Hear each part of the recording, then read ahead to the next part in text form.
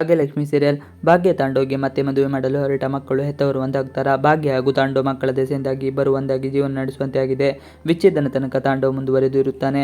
ತಾಂಡವ್ಗೆ ತನ್ನ ಹೆಂಡತಿಗಿಂತ ಶ್ರೇಷ್ಠನೇ ಮುಖ್ಯ ಆಗಿ ಬಿಟ್ಟಳು. ಶ್ರೇಷ್ಠ ಇಲ್ಲದೆ ಬಿಟ್ಟಿರಲು ಆತನಿಂದ ಸಾಧ್ಯವೇ ಆಗುತ್ತಿರಲಿಲ್ಲ. ಇದೀಗ ಮಕ್ಕಳಿಗೋಸ್ಕರ ತಾಂಡವ್ ಶ್ರೇಷ್ಠಳಿಂದ ಕೊಂಚ ದೂರ ಉಳಿದಿದ್ದಾನೆ. ತಾಂಡವ್ ಎಲ್ಲೇ ಹೋದರೂ ಶ್ರೇಷ್ಠ ಹುಡುಕಿಕೊಂಡು ಬರುತ್ತಾಳೆ. ಈ ವಿಚಾರ ಸುನಂದಾಗೆ ಮಾತ್ರ ಬಹಳ ಕೋಪ ತರುತ್ತದೆ. ಈಗಾಗಲೇ ಅನೇಕ ಬಾರಿ ತಾಂಡವ್ ಜೊತೆಯಲ್ಲಿ ಇರಬಾರದೆಂದು ತಾಕೀತು ಬೇರೆ ಮಾಡಿದ್ದಳು. ಆದರೆ ಆಕೆಗೆ ಅದೆಲ್ಲ ನಾಟಕವಾಡುತ್ತಿರಲಿಲ್ಲ. ಆಕೆಯ ಬರೀ ಗುರಿ ಒಂದೇ, ತಾಂಡವನನ್ನು ಹೇಗಾದರೂ ಮಾಡಿ ಪಡೆದುಕೊಳ್ಳಬೇಕು, ಹೇಗಾದರೂ ಮಾಡಿ ತಾಂಡವನ ತನ್ನವನ್ನಾಗಿ ಮಾಡಿಕೊಳ್ಳಬೇಕು. ಶ್ರೇಷ್ಠ ಆಲೋಚನೆ. ತಾಂಡವ್ ಹಾಗೂ ಭಾಗ್ಯ ಮಕ್ಕಳ ಜೊತೆ ಇದೀಗ ಖುಷಿಯಲ್ಲಿ ಕಾಲ ಕಳೆಯುತ್ತಾ ಇರುತ್ತಾನೆ. ತಾಂಡವ್ ಶ್ರೇಷ್ಠ ಮಾತು ಕೇಳಿ ಮಕ್ಕಳಿಗೆ ಕೊಂಚ ನಿರಾಸೆ ಮಾಡಲು ಹೊರಟಿರುತ್ತಾನೆ.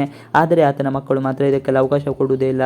ತಾಂಡವ್ ಏನೇ ನೆಪ ಹೇಳಿದರೂ ಅದಕ್ಕೆಲ್ಲ ಒಂದಲ್ಲ ಒಂದು ಸಬೂಬು ಹೇಳಿ ಗುಂಡನ ತಂದೆಯ ಬಾಯಿ ಮುಚ್ಚಿಸುತ್ತಿರ್ತಾನೆ. ಏನೇ ಮಾಡಿದರೂ ಮಕ್ಕಳ ಕೈಯಿಂದ ತಪ್ಪಿಸಿಕೊಳ್ಳಲು ಸಾಧ್ಯವಿಲ್ಲ ಎಂಬುದಾಗಿ ತಾಂಡವ್ ಗೊತ್ತಾಗಿದೆ. ಆದರೂ ಮಾತಿಗೆ ಮಾತು ಬೆಳೆಸದೆ, ಮಕ್ಕಳ ಆಸೆಗೆ ತಣ್ಣೀರು ಎರಚದೆ ಎಲ್ಲದಕ್ಕೂ ಒಪ್ಪಿಗೆ ಕೊಟ್ಟು ಹೊರಗಡೆ ಕರೆದುಕೊಂಡು ಹೋಗಿ ಸುತ್ತಾಡಿಸುತ್ತಾನೆ. ಆ ದಿನ ಮಕ್ಕಳ ಮೊಗದಲ್ಲಿ ಬಹಳ ಖುಷಿ ಮೂಡಿರುತ್ತದೆ. ತನ್ನ ತಂದೆ ತಾಯಿ ಇಬ್ಬರು ವಿಚ್ಛೇದನ ತನಕ ಹೋಗಿದ್ದರು. ಆದರೆ ಇದೀಗ ಎಲ್ಲ ಸರಿ ಹೋಯ್ತಲ್ಲ ಎಂದು ಖುಷಿ ಪಡುತ್ತಾ ಇದ್ದರು. ತಾಂಡವ್ ಮನದಲ್ಲಿ 108 ಪ್ರಶ್ನೆ. ತಾಂಡವ್ ಮನದಲ್ಲಿ ಮಾತ್ರ ಏನೇನು ಪ್ರಶ್ನೆಗಳು.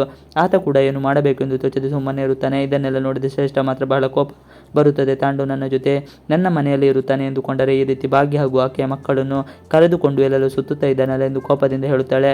ಮಕ್ಕಳ ನಿರ್ಧಾರ ಕೇಳಿ ದಂಗಾದ ತಾಂಡವ್ ಗುಂಡಣ್ಣ ಹಾಗೂ ತನ್ವಿ ತಂದೆ ತಾಯಿಗೆ ಇನ್ನೊಮ್ಮೆ ಮದುವೆ ಮಾಡಿಸಬೇಕು ಎಂದು ಆಲೋಚನೆ ಮಾಡುತ್ತಾರೆ. ಇದನ್ನು ತಂದೆ ಬಳಿ ಪ್ರಸ್ತಾಪ ಮಾಡುತ್ತಾರೆ. ಆಗ ತಾಂಡವ್ಗೆ ಏನು ಮಾಡಬೇಕು ಎಂದು ತಿಳಿದಂತಾಗುತ್ತದೆ. ಕೊನೆಗೆ ಒಪ್ಪಿಕೊಳ್ಳುತ್ತಾನೆ. ಇದನ್ನೆಲ್ಲ ನೋಡಿದ ಸುನಂದ ಮಾತ್ರ ಸುಮ ಜೊತೆ ಬಹಳ ಜೋರಾಗಿ ಹೇಳುತ್ತಾರೆ. ನನ್ನ ಮಗಳ ಜೀವನ ನೋಡಿ ನಾನು ಅದೆಷ್ಟು ಕಣ್ಣೀರು ಹಾಕಿಬಿಟ್ಟೆ. ನಾನು ಎಷ್ಟೇ ಕೆಟ್ಟವಳು ಇದ್ದರೂ ಮಗಳ ವಿಚಾರದಲ್ಲಿ ಮಾತ್ರ ನಾನು ಯಾವತ್ತೂ ಕೆಟ್ಟದನ್ನು ಬಯಸಿ ಇರಲಿಲ್ಲ ಎನ್ನುತ್ತಾಳೆ. ಮನದ ನೋವು ಹೊರಹಾಕಿದ ಸುನಂದ, ಮಗಳು ಚೆನ್ನಾಗಿರಬೇಕು ಎನ್ನುವುದು ನನ್ನ ಆಸೆ. ಆದರೆ ಇದೀಗ ನನ್ನ ಮಗಳ ಜೀವನ ಸರಿ ಹೋಗುತ್ತಿದೆ, ನನಗೆ ಅದೇ ಖುಷಿ ಎಂದು ಹೇಳುತ್ತಿರುವಾಗಲೇ ಮೆಟ್ಟಿಲ ಬಳಿ ಒಂದು ಶ್ರೇಷ್ಠಗೆ ಬಹಳ ಕೋಪ ಬರುತ್ತದೆ. ಹಾಗೆ ತೋರಣ ಹೂವನ್ನು ಕಿತ್ತು ಹಾಕುತ್ತಾಳೆ. ಇದನ್ನು ನೋಡಿದ ಸುನಂದ ಬಹಳ ಕೋಪದಿಂದ ಇರುತ್ತಾಳೆ. ಹಾಗೆ ಆಕೆಯ ಜೊತೆ ಬಹಳ ಕಠೋರವಾಗಿ ನಡೆದುಕೊಳ್ಳುತ್ತಾರೆ. ಕುಸುಮ ಮತಿಗೆ ಶ್ರೇಷ್ಠ ಬಳಿ ಹೋಗಿ ಕುಸುಮ ಆಕೆಗೆ ಹೂವು ಹಾಗೂ ಮಾವಿನ ಮರದ ಎಲೆಗಳನ್ನು ಕೊಟ್ಟು ಇದನ್ನು ಜೋಡಿಸಿ ಮೇಲೆ ಕಟ್ಟಿ ಬಲಗಾಲಿಟ್ಟು ಒಳಗೆ ಬರಬಹುದು, ತನಕ ಮನೆಯ ಒಳಗೆ ಬರಬೇಡ ಎಂದು ಹೊರಗೆ ಕಳಿಸುತ್ತಾರೆ. Thanks for